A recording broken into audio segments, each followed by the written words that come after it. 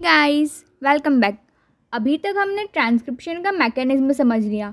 RNA polymerase, promoter, sigma factor, TATA box, general transcription factor सब clear हो गया।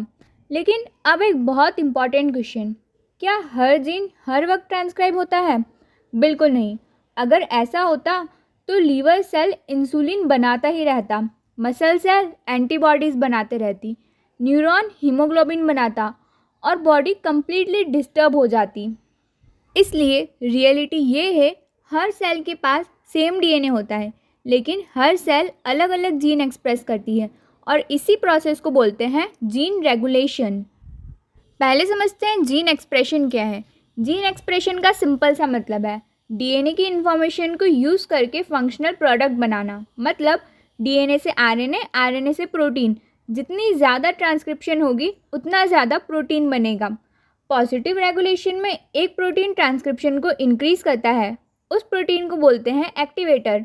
DNA का जो इन्हांसर है एक्टिवेटर सीक्वेंस पर जाकर बाइंड करता है और आरएनए पॉलीमरेज को प्रमोटर तक लाने में हेल्प करता है। इससे जीन एक्सप्रेशन इंक्रीज हो जाती है।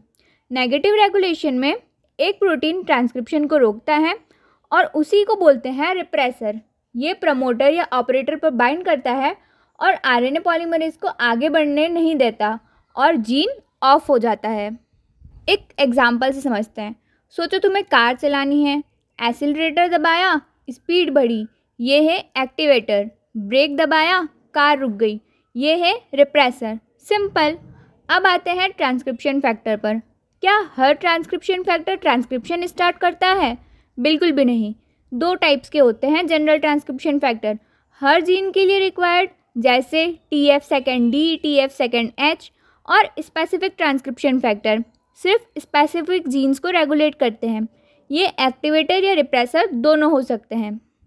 नेक्स्ट बात करते हैं इन्हांसर की।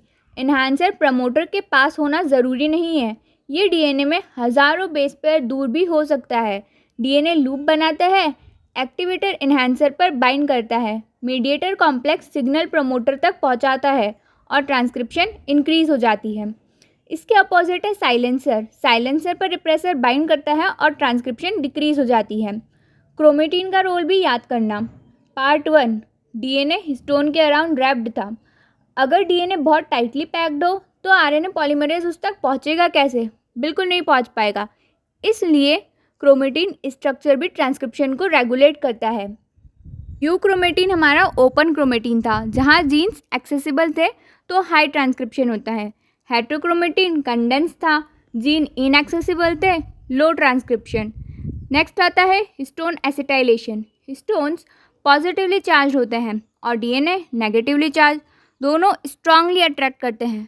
अब अगर हिस्टोन पर एसिटाइल ग्रुप ऐड कर दिया, पॉजिटिव चार्ज कम हो जाता है, डीएनए लूज हो जाता है और क्रोमेटिन ओपन, ट्रांसक्रिप्शन बढ़ जाता है। Histone D acetylation. Acetyl group remove, histone फिर स्ट्रांगली डीएनए को पकड़ लेगा, क्रोमेटिन कॉम्पैक्ट हो जाएगा और ट्रांसक्रिप्शन कम हो जाएगा। एक और इम्पॉर्टेंट इपिजेनेटिक मैकेनिज्म आता है डीएनए मिथाइलेशन। डीएनए के साइटोसिन बेस पर मिथाइल ग्रुप ऐड होता है। मोस्टली सीपीजी आइलैंड्स में जीन एक्सप्रेशन कम हो जाता है या जनरली जीन साइलेंसिंग से एसोसिएटेड होता है। इसके लिए एक ट्रिक याद रखना, मिथाइलेशन, म्यूट जीन्स। अब बात करते हैं डीएनए सीक्वेंस चेंज होती है? बिल्कुल भी नहीं। फिर भी जीन एक्सप्रेशन बदल गया, इसी को बोलते हैं इपिजेनेटिक्स। इसकी डेफिनेशन समझो। जीन एक्सप्रेशन में ऐसा हेरिटेबल चेंज हो जाता है जो डीएनए सीक्वेंस को बदले बिना ही हो। कुछ एग्जांपल्स देखते हैं इपिजेनेटिक चेंजेस के, जैसे DNA methylation, histone acetylation, histone methylation, chromatin remodelling. ये सब बहुत इंपॉर्टेंट है। अब देखते हैं जीन रेगुलेशन ज़रूरी क्यों है। Cell differentiation, development, embryogenesis, tissue specific protein synthesis और एडाप्टेशन टू इन्वायरमेंट। इसी वजह से एक फर्टिलाइज्ड एग से ब्रेन भी बनता है, हार्ट भी, लीवर भी, मसल भी और DNA same. Gene expression different होता है। अब सवाल आता है, अगर जीन रेगुलेशन खराब हो जाए तो क्या होगा? Cancer, developmental disorders, auto immune disease, neurological disorder, इसलिए रेगुलेशन उतना ही इम्पॉर्टेंट है जितना कि ट्रांसक्रिप्शन। तो इससे हमने ये सीखा कि बायोलॉजी का सीक्रेट डीएनए में नहीं, जीन एक्सप्रेशन में छुपा हुआ है। हर सेल के पास सेम जीनोम है लेकिन अलग आइडेंटिटी इसलिए है क्योंकि हर सेल अलग जीन्स ऑन करता है और ऑफ करता है, और यही मॉलिक्यूलर बायोलॉजी का हार्ट है। अभी तक आपको ट्रांसक्रिप्शन अच्छे से समझ आ गया होगा। अब ये एक स्टोरी की तरह आपको समझ आ गया होगा। अब हम इसे रिवाइज करते हैं। सेल को एक प्रोटीन बनाना है तो डीएनए न्यूक्लियस के अंदर है, प्रोटीन साइटोप्लाज्म में बनता है। इन्फॉर्मेशन बाहर कैसे जाएगी, इसका आंसर हमने देखा था ट्रांसक्रिप्शन। डीएनए की इन्फॉर्मेशन को आरएनए में कॉपी किया जाता है। यही है सेंट्रल डोग्मा का फर्स्ट स्टेप। सेंट्रल डोग्मा में डीएनए से आरएनए, आरएनए से प्रोटीन। यहाँ डीएनए से आरएनए वाले पार्ट को बोलते हैं ट्रांसक्रिप्शन और आरएनए से प्रोटीन को ट्रांसलेशन। आरएनए पॉलीमरेज डीएनए की टेम्पलेट स्ट्रैंड को रीड करता है और आरएनए का सिंथेसिस करता है। डीएनए को रीड करता है 3 प्राइम से 5 प्राइम और आरएनए सिंथेसिस करता है 5 प्राइम से 3 प्राइम। टेम्पलेट स्ट्रैंड आरएनए इसी स्ट्रैंड पर बनता है, इसको एंटीसेंस भी बोलते हैं। कोडिंग स्ट्रैंड सीक्वेंस में एमआरएनए जैसा होता है, बस डीएनए में थाइमिन और आरएनए में यूरैसिल।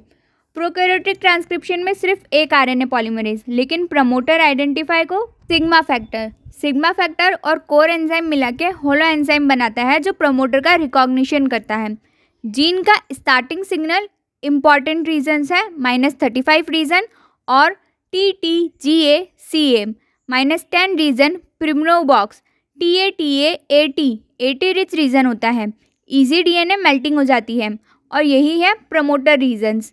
इनिशिएशन में आरएनए पॉलीमरेज प्रमोटर पर बाइंड करता है। क्लोज कॉम्प्लेक्स से डीएनए ओपन होकर ओपन कॉम्प्लेक्स बनाता है, ट्रांसक्रिप्शन बबल बनता है, आरएनए सिंथेसिस स्टार्ट हो जाती है और सिग्मा रिलीज हो जाता है। इलॉन्गेशन में आरएनए पॉलीमरेज डीएनए के अलॉन्ग मूव करता है। आरएनए की चेन कंटिन्यूसली ग्रो करती है, ट्रांसक्रिप्शन बबल भी साथ साथ मूव करता है। आरएनए डीएनए हाइब्रिड टेम्परेरली बनता है, फिर आरएनए सेपरेट हो जाता है। इसके बाद आता है टर्मिनेशन। ये 2 टाइप्स का होता है, रो इंडिपेंडेंट जिसमें हेयरपिन लूप बनता है और आरएनए रिलीज हो जाता है, रो डिपेंडेंट जिसमें रो प्रोटीन यूज़ होता है, इसमें एटीपी डिपेंडेंट हेलिकेज का यूज़ करके आरएनए रिलीज होता है। यूकैरियोटिक ट्रांसक्रिप्शन में सिग्मा नहीं होता, यहाँ होते हैं general transcription factors.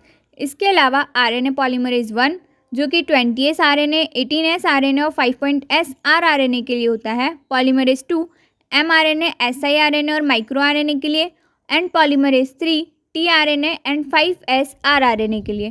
TATA box eukaryotic का प्रमोटर होता है। सबसे पहले आता है टाटा बाइंडिंग प्रोटीन जो TF2D का पार्ट है।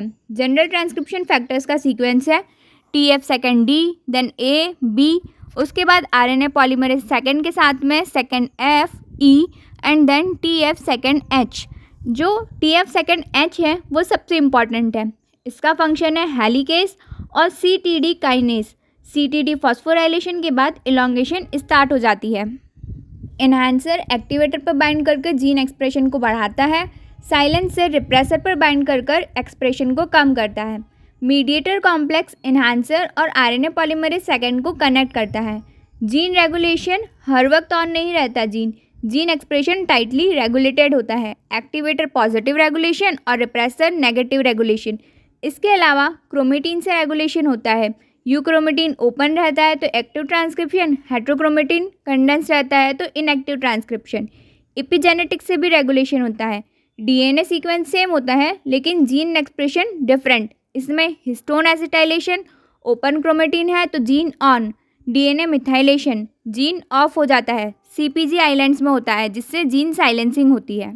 इसको एक फ्लो चार्ट के फॉर्म में समझे तो सबसे पहले डीएनए पर प्रमोटर आया, देन आरएनए पॉलीमरेज और इनिशिएशन स्टार्ट हुआ, फिर इलॉन्गेशन, टर्मिनेशन, प्री एमआरएनए बना, फिर आरएनए की प्रोसेसिंग हुई, मैच्योर एमआरएनए बना, ट्रांसलेशन हुआ और प्रोटीन का सिंथेसिस हुआ। इसी के साथ हमारा ट्रांसक्रिप्शन ऑफिशियली कंप्लीट हो गया। अभी तक हमने मॉलिक्यूलर बायोलॉजी में डीएनए ऑर्गेनाइजेशन, रेप्लिकेशन, रिपेयर और ट्रांसक्रिप्शन पढ़ा है। नेक्स्ट पार्ट में हम आरएनए प्रोसेसिंग देखेंगे जिसे हम डिटेल में पढ़ेंगे कि कैपिंग क्या होता है, टेलिंग, स्प्लाइसिंग, राइबोसोम कैसे बनता है, कैसे वर्क करता है और सारी चीज़ें। ये चैप्टर छोटा सा है लेकिन CSIR के लिए बहुत इंपॉर्टेंट है, तो लाइटली मत लेना। इसके सारे क्वेश्चंस लगाना, सारे PYQ लगाना। मिलते हैं नेक्स्ट वीडियो में, तब तक के लिए stay tuned. Thank you so much for watching.